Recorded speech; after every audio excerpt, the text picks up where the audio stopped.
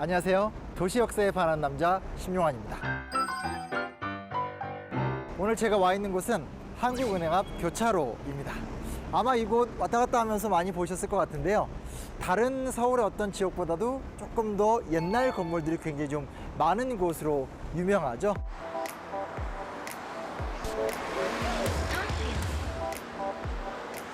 먼저 이 공간의 배경에 대해서 간략하게 설명을 드리도록 하겠습니다. 실제로 이곳은 만들어진 공간입니다. 두 가지 이슈가 있었었는데요. 첫 번째는 고종의 한성 만들기입니다. 실제로 여기서 쭉 올라가 보면 덕수궁이 나옵니다. 실질적인 마지막 황제였었던 고종은 덕수궁을 중심으로 새롭게 한성을 번영시키고자 했었습니다. 그래서 덕수궁, 그 앞에 광장, 그 일대에 어떤 상업거리 같은 것들을 만들고 싶어 했는데, 그게 오늘날 덕수궁, 시청광장, 소공동, 명동 일대의 거리의 원형이 됩니다. 또 하나 두 번째로 굉장히 중요한 특징은 뭐가 있냐? 바로 이곳은 일제강점기, 그리고 그 이전에 구한말 때부터 형성되었었던 일본인들의 정착 거리이기도 합니다. 조선시대 때는 청계천 북쪽, 오늘날로 말하면 인사동부터 북촌까지 그쪽 일대에 굉장히 사람들이 많이 살았었고요. 또 그쪽 일대에 사는 사람들이 굉장히 좀 잘 사는 사람들이었습니다. 그런데 우리가 개항을 하고 일본인들이 한성 근처로 몰려 들어오면서 최초로 정착했던 곳이 바로 그 당시 표현을 빌리자면 남촌 일대입니다. 즉 오늘날 명동이라든지 그리고 회원 일대로 일본인들이 와서 많이 정착을 하게 됩니다. 근데 시간이 지나면서 상황이 역전되고 일제강점기로 들어가게 되면서 오히려 이곳에 살고 있는 일본인들이 더 많은 특혜도 누리고 이곳이 더 번성하는 상업거리로 발전을 하게 되기 때문에 지금도 굉장히 번성한 상업거리로 남아 있습니다. 구한말 고종의 의지와 또 한편에서 일본의 경제 수탈과 일제강점기라는 비극이 함께 엉켜져서 만들어진 참 역사적인 이야기가 깊은 곳이구나, 이렇게 생각해 보시면 좋을 것 같습니다. 그럼 지금부터 저랑 같이 한 건물 한 건물, 한 땀 한 땀 살펴보면서 도시에 숨은 진면목에 대해서 나눠보도록 하겠습니다. 저와 함께 가시죠.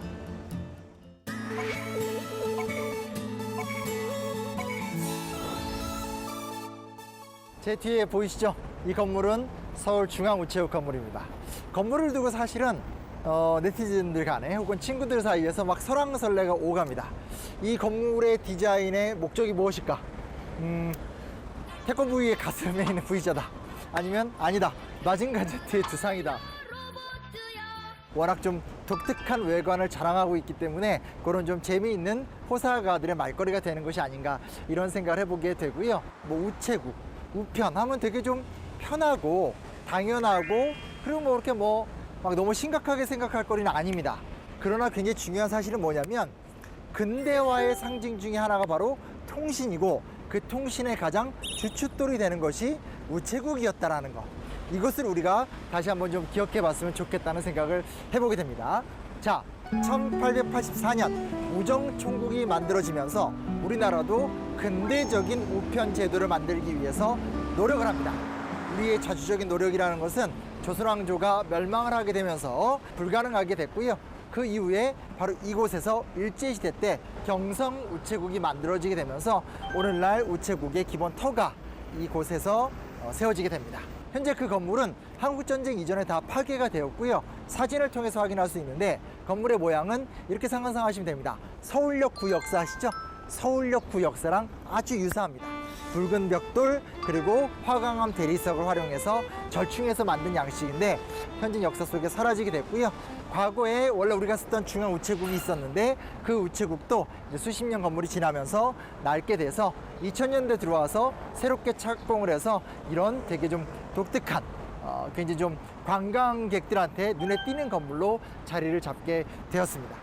우표 하면 조금 연배가 있으신 분들은 옛 기억이 떠올리실 것 같아요. 저도 어렸을 때 뭐 이렇게 씨를 모은다라든지 우체국에 가서 줄을 서가서 우표를 모으고 이랬던 기억이 있는데, 지하 2층에 가면 우표 박물관이 있습니다. 옛날 우표들이 시기별로 쫙 정리가 되어 있기 때문에 한 번쯤 이 근처를 지나실 적에 가서 그런 한국 우표의 역사도 좀 보시고, 그리고 과거에 내가 막 우표를 모았던 그런 추억 같은 것들, 그런 것도 한번 좀 더듬어 보시면 좋을 것 같습니다.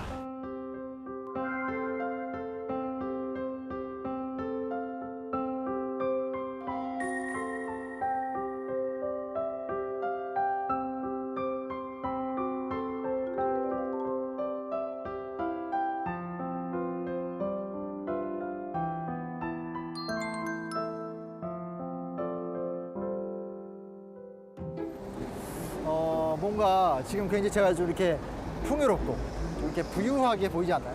아주 그 부잣집 아들 같은 느낌? 약간 좀 자세도 좀 건방지고 또 기울어져 있고 이유가 있습니다. 바로 이곳이 어떤 곳이냐? 과거 100년 전 우리나라에서 가장 큰 금고가 있었던 곳이기도 하고요. 한반도 최초로 엘리베이터가 만들어진 곳이기도 합니다.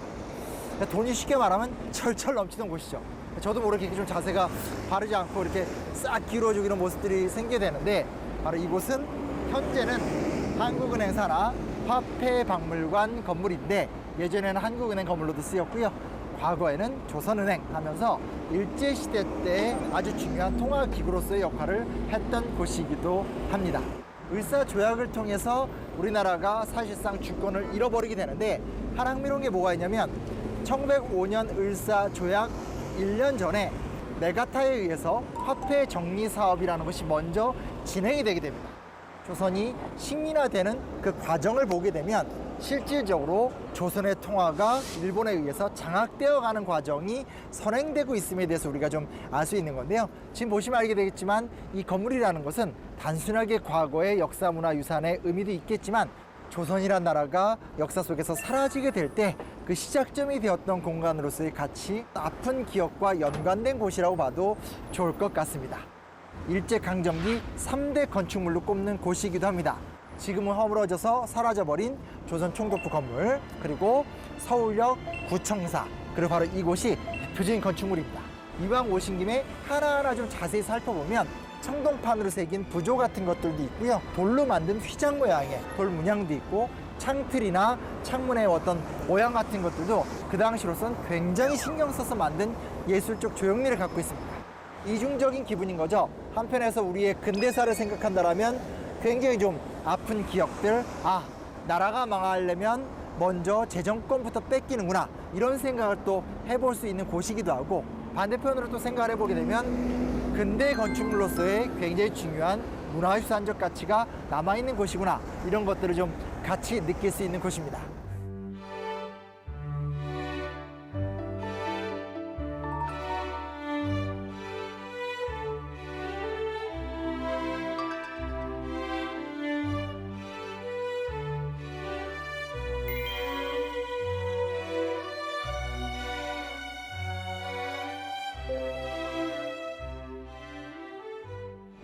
사실 뭐 이곳에 와서 한 2, 3분만 걷다 보면 볼 것 천지입니다.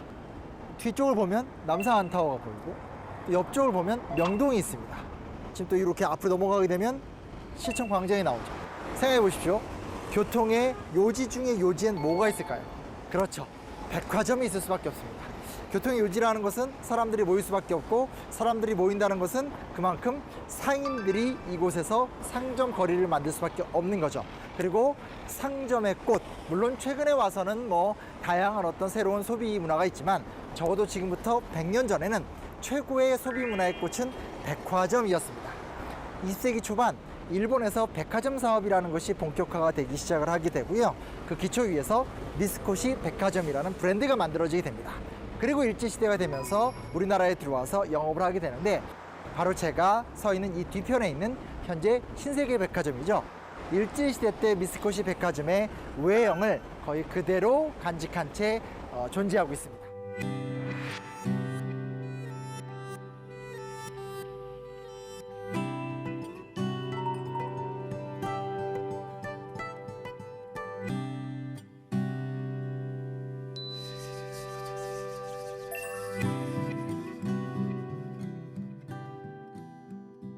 하나 재밌는 사실은 뭐가 있냐면, 그냥 일제시대 때 있었던 유명한 백화점이다, 이런 정도로 끝나는 것이 아니라 일본인들이 바로 미스코시 백화점에 와서 열심히 소비를 했고, 조선인들 중에선 상류층의 일부 사람들이 이곳에 왔다고 합니다.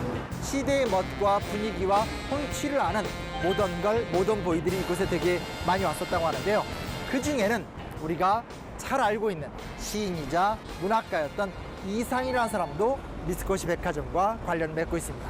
이곳에 와서 커피를 마시고, 이곳에 와서 문객들과 대화도 나누고, 이상의 날개를 비롯해서 주요한 문학작품에는 바로 이곳 거리에서, 또 미스코시 백화점 옥상에서 여러 가지 사유도 하고 생각도 하고, 이런 모습들이 기록으로 많이 남아 있기도 합니다.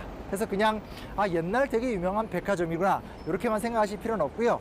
한국의 근대 문학사, 그리고 특별히 우리가 어린 시절에 학교 문학 선생님으로부터 굉장히 즐겁게 배워왔었던 이상과 그의 문학의 숨결이 바로 이곳에서 이렇게 얼룩져 있고 연결되어 있구나, 이런 것들을 함께 느껴보실 수 있습니다.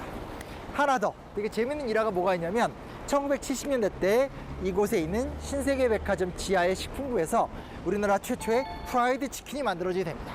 닭의 옷을 입힌 프라이드화된 치킨을 우리가 못 따라하다가 드디어 이곳 식품부에서 프라이드 치킨이 개발이 되면서 그 이후에 한국의 식단 문화에서 뭐 양념통닭, 프라이드 치킨 등등등의 치킨이 막 나타나게 되는 그 배경이 되었다는 것도 슬쩍 알고 계시면 이렇게 지나가실 때 치킨의 고향 뭐 이렇게 생각하실 수 있는 좋은 포인트가 또 될 수도 있을 것 같습니다.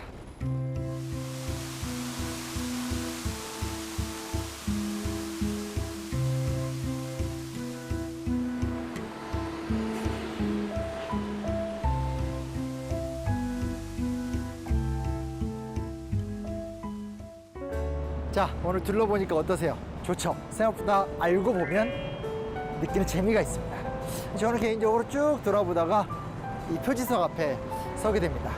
잘 보이실지 모르겠는데 3.1 독립운동 기념터, 3.1 독립만세 시위대가 일제헌병경찰과 격돌해서 200여 명의 부상자를 낸 곳이라고 합니다. 100년 전 이곳에서 엄청난 산업발전 속에서의 모던보이, 모던걸도 있었고, 또 그로 인해서 굉장히 많은 사람들의 아픔과 슬픔과 착취가 있었고, 마지막으로 민족의 치열한 저항도 있었던 곳이다. 이런 것들을 같이 좀 생각하시면서 돌아다닌다면 이곳이 얼만큼 풍요롭고 의미있고 재미있고 무엇보다 도시에 반할 수밖에 없는 대표적인 핫플레이스라는 것들, 뭐 이런 것들을 좀 함께 생각해 볼 수 있지 않을까요? 다음에 새로운 곳에서 또 만나서 새로운 이야기를 해보도록 하겠습니다. 감사합니다.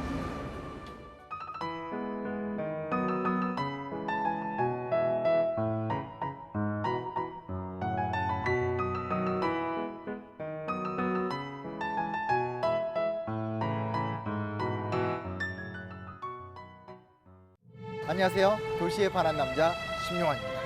우리가 사실은 기억해야만 하는 특별한 역사가 있기 때문에 이곳에 왔는데요.